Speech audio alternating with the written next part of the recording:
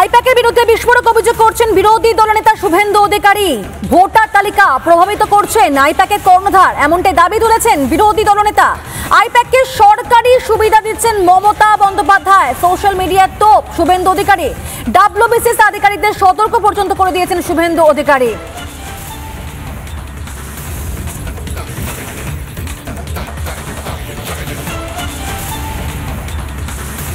মমতা এবং আইপ্যাকের কথা যে শুনবে সেই ডুববে।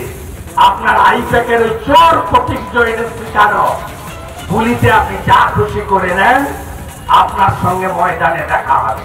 ভোটার তালিকায় একটাও মৃত, একটাও ডবল এন্ট্রি, একটাও ফেক, একটাও রোহিঙ্গা, একটাও বাংলাদেশি মুসলমান থাকবে না, থাকবে না, থাকবে না। বিহারে গেছে 65 লাখ, এখানে যাবে 1 কোটির উপরে। মমতা ধোপা, তৃণমূল চিৎপটার।